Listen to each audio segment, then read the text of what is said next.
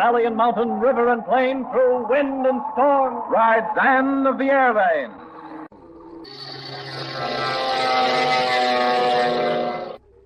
Ann Burton and Jack Baker, together with the two members of the diamond smuggling ring, Vic and Joe, are at the secret landing field near Cape St. Roque in South America, having just received the necessary supplies for the transatlantic hop to Africa.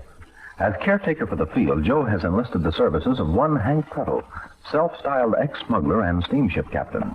Hank tests the gang's radio plant and later tells Ann that her friends Kay Thompson, Pete Peterson, and Zeb Abercrombie are safe with their Aircat speed ship in a field nearby. From this, Ann suspects that Hank may be something more than what he appears. But far to the north, Aunt Hattie and Bobby Baker are accompanying Dr. John Tyler on an errand of mercy to Luando, Africa.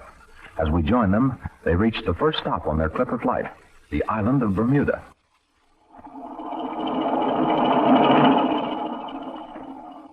Gosh, Aunt Hattie, it's sure a long way from home to here. And you say that we're not halfway yet? That's right, Bobby. This is just the first stop. The longest bit of water that we have to cross is from here to the Azores Islands. Boy, meeting that other plane was sure something, wasn't it? It looked like the pilots were making a kind of a game of it. You'd never have thought that we were both going better than 200 miles an hour, would you? No, it didn't seem that way. Oh, I wonder what time it is. Dr. Tyler should be getting back here to the airport. We'll be flying very shortly. I wonder where he went. Sure was in an awful hurry. Yes, he said that he wanted to see a friend that lives here in Bermuda, and it's quite a distance from what he said. Gosh, it couldn't be so far. Well, I bet you could go all over this place in an hour in a taxi. Except that there aren't any taxis, Bobby. Not in Bermuda. Well, why not? Well, because I believe there are only two motor cars on the island. One's a truck that's used to haul material, and the other is the car belonging to the governor. That's why you see so many bicycles, Bobby. Say, I was wondering about that. I never saw so many men and women riding wheels. I thought maybe they didn't have gasoline here or something like that. No. It's just a rule that there are no motor cars on the island. And I do think it's far more picturesque for the carriages and bicycles than those fuming, smoky machines. Oh, but we haven't much more time.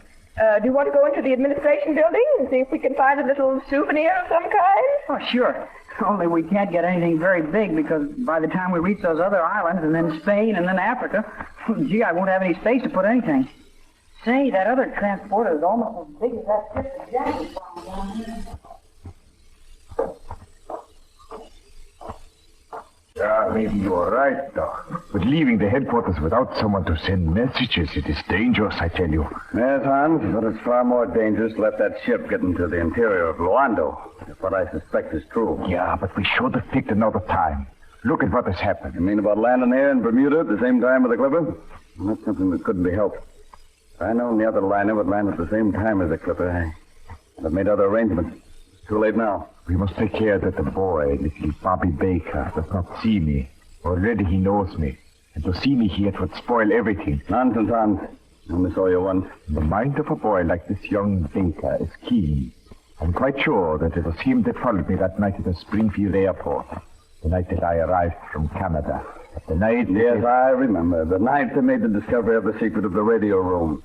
That was the night Peterson found the note in his car, signed by Dr. Tyler. Doc, it is such tricks that someday will give you away. You must be more careful. Don't be afraid of your own shadow, Hans. But to foolishly take chances. There's too much at stake. Already we have enough rough diamonds ready for cutting to keep me busy for weeks, yeah, even months. But you would take a chance, fly to Africa. And for what? Because you suspect that maybe you have made a mistake. Hans, listen. I'm not going to Africa just because I think that Joe might not be just what we think he is. There's another reason. Yeah? Yes. Do you by any chance remember the name of George Ross? George Ross? Yeah, but he's dead. George Ross is not dead. He's very much alive. Impossible. With my own eyes, I saw it. He was dead. George Ross is right now in Luando. Realize what that means? Yeah. It can mean many things. Then maybe you can see why it was necessary to make this trip. Vic Morgan is dangerous, Hans. I often suspect he'd like to start building for himself rather than for the organization. Yeah, I see. But George Ross, he cannot be alive. The fact remains that he is. We must reach him before Vic Morgan and Jack Baker can get to Luando. George Ross is the only man outside of yourself, that knows I am the doc. For Morgan to find that out, it would mean... It would mean the end of everything. It must not be. But this boy, Bobby Baker, and his aunt, suppose he sees me here. Don't worry about that. Outside of that radio Inspector Morrison, he's the only one that knew where our stuff was.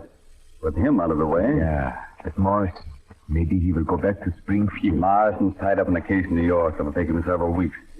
By that time, everything will be taken care of. Hans and the doc will be back in Springfield. Dr. Tyler will be there, too. As well as little Bobby Baker and his very wise aunt.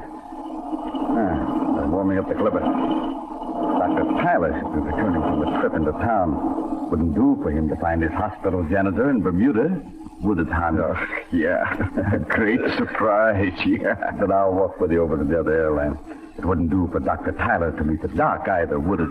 That would be even more surprising. Yeah. There comes a boy and his aunt from the cafe. I'd better go around this plane so they won't see us. Just keep to the right of that cabin.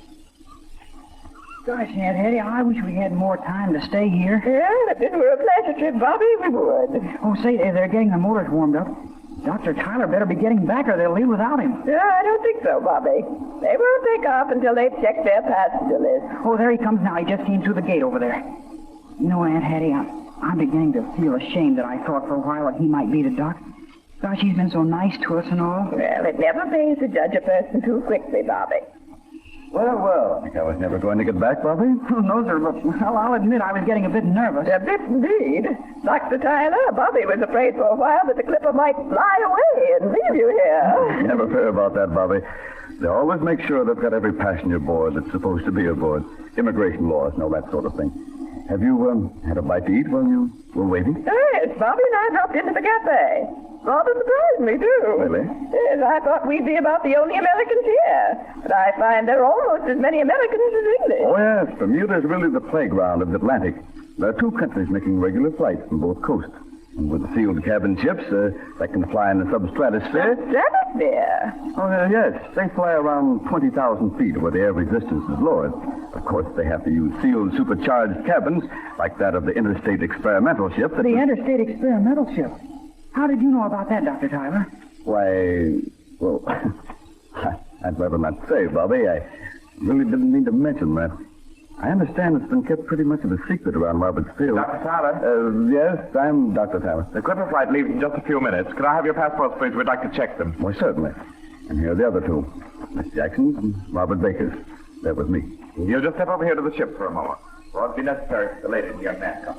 Excuse me, please. I suppose you also... Aunt Hattie, did you hear what he said about the transport ship of interstates? Oh, I heard that. And I'm wondering just how he seemed to know so much about it. Well, according to what Jack told me, nobody was supposed to know anything about that experimental job at all. And here he knows all about the sealed cabin and everything. Aunt Hattie, you don't suppose that maybe we've been wrong again and that he is the doc? Oh, to tell you the truth, Bobby, I don't know what to think.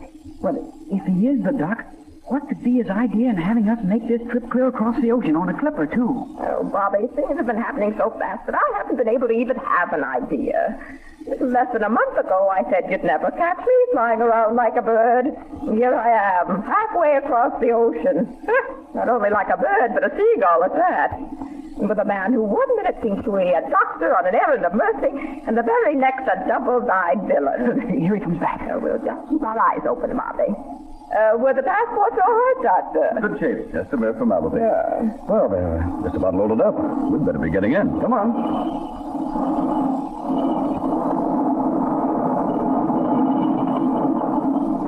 Gosh, the ocean looks just like a sheet of glass. Yeah, you just watch your step on that float, young man, so you don't fall into that sheet of glass. Yes, I'd say you find it a rather wet bit of glass. We seem to be the last ones in. Gosh, you'd never think these motors would be able to pull this big ship out of the water, would you, Aunt Hattie? Bobby, Aunt Hattie is almost ready to believe anything. Oh, go and find your place so you don't rock the boat. I imagine you'd have a pretty hard time rocking this boat, Miss Jackson. It's just about ready to cast off. They get the final word from the radio station back there at the port. It's on now, hear it? Yeah, I can hear it. I wonder what kind of, Attention Clipper flight number 12. Wind south by southwest, 4 knots. Visibility unlimited. Harbor clear. You may proceed when... Council proceed clearance, Flight 12. Have special bulletin for you. Stand by for 1 moment until we receive complete message. Gosh, do you think maybe something has happened and we won't be able to take off? No telling, Bobby. Just have to wait for the bulletin. Attention, Clipper Flight number 12. Attention, Oceanic Flight number 28. Attention, westbound Clipper Flight number 11. Bulletin from Brazilian Airways reads as follows. Unidentified transport ship, 4 motors, passed over Cape St. Roque Airport a few moments ago, flying in easterly direction at extreme high speed. Is believed to be the same ship that attempted to land at Nassau, but forced to abandon attempt due to heavy fog. Also, single-motor ship of heavy horsepower, flying in approximately the same direction. Neither ship on regularly scheduled flight. Airport check fails to reveal point of takeoff of either ship. Any flight sighting or hearing these ships, make report of exact location. That is all. You may proceed, Flight 12.